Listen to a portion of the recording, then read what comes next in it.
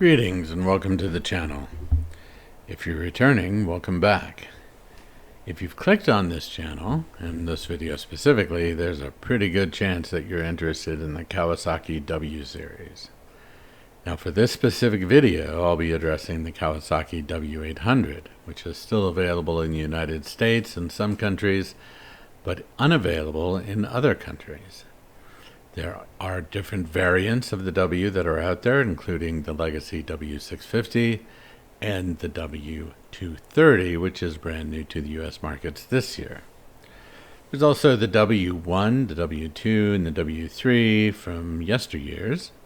But like I said, I'm going to be focusing on the Kawasaki W800.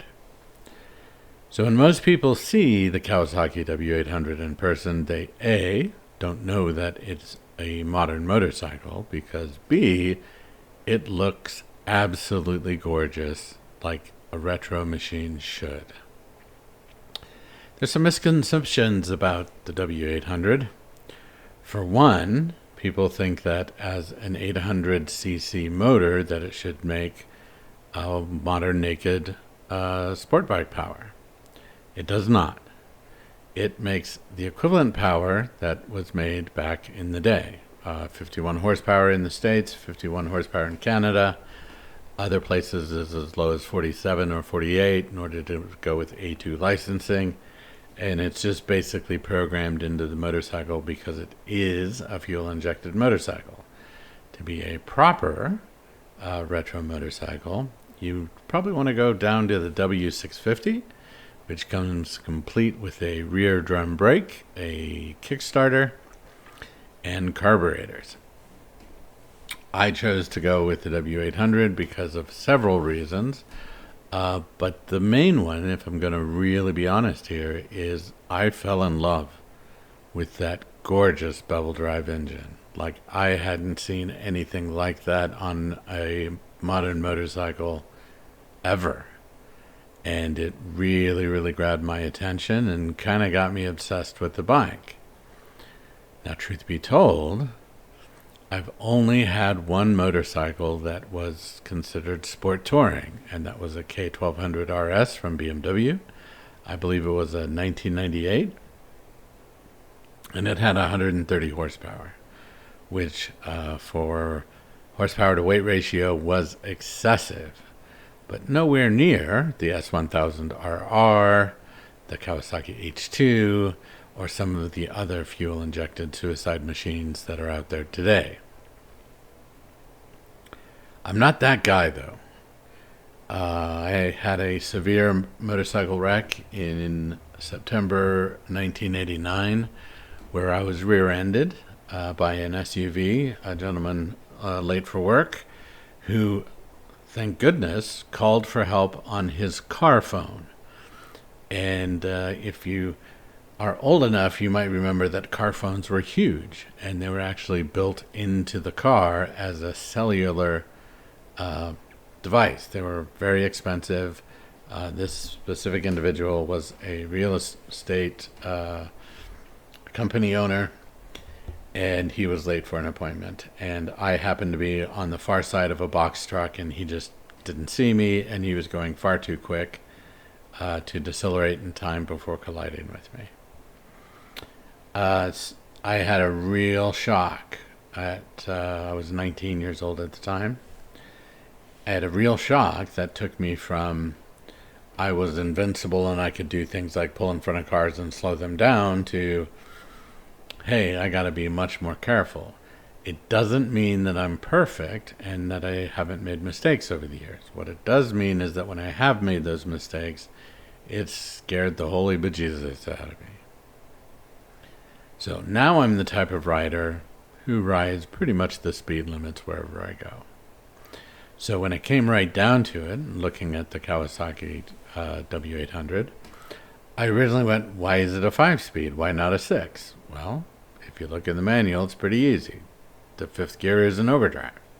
That's usually what the 6th gear does. So it just means the gears are a little taller. No problem, can accommodate with that. I've driven motorcycles with as few as 4 gears, and everything worked out just fine.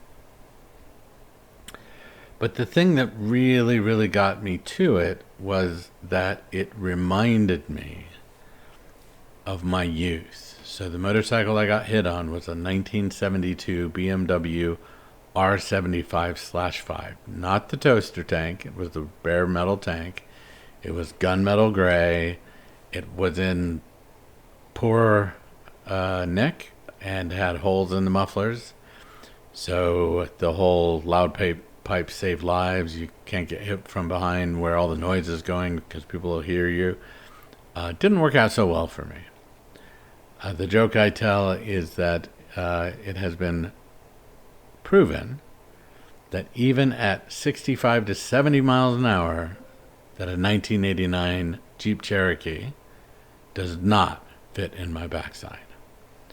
I was pretty injured during the accident, and it took me a long time in recovery, including rehabilitation hospital.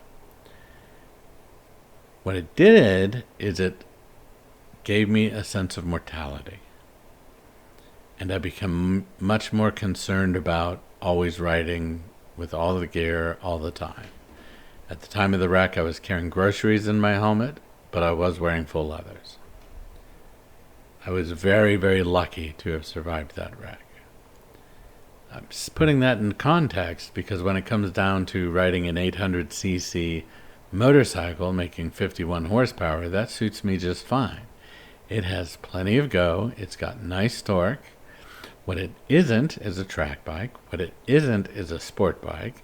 What it isn't is a 0 to 60 impressive bike.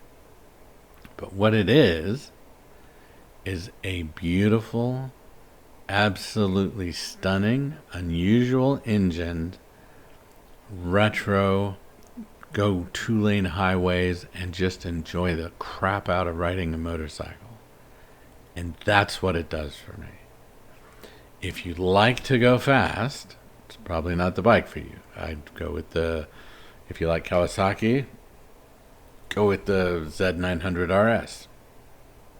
If you like BMW, go with the R9T or the R1290. If you like the retro styling. If you want something a little funkier, go with the Yami. I don't think it looks very retro, but people do. And there's always sports bikes that you can get. If you want the original experience, breakdowns and all, you can get an old W1, 2, and 3 series. You can go get an old Bonnie or a Norton or a Triton or an old BSA or an old AJS. You can get those motorcycles. But one thing I am not is an outstanding roadside mechanic. And so what I wanted was something dead reliable, that looked absolutely gorgeous, that was an absolute joy to ride. I did put grippier tires on it. I went with the Michelin Road Classics, which just feel like a dream to me. And now I can ride more spirited, not racetrack stuff, mind you, but more spirited through the tight and twisty corners of the Green Mountains here in Vermont. But if that's the type of ride you're looking for, what I just described with the W, I highly recommend you go out there and ride one. Are they more expensive than a Royal Enfield or other bikes made in Thailand or in India? Yes, they are, because they're made of steel and they're made in Japan. Just like a bike made in USA is going to be more expensive than a bike made in Thailand or in India. Does Royal Enfield make a good, fun bike? Yeah. Is the fit and finish compatible with the Kawasaki W800? No. So you pick and choose what you want. If you want an affordable bike and you don't have a lot of pennies, it's probably not the bike for you. But if you can afford it, you're willing to take care of it and maintain it, the understressed motor in the Kawasaki W800 should last you a lifetime. I hope you enjoyed the video. This was just kind of off the cuff. Please remember to keep the shiny side up, the rubber side down, and keep it wheel.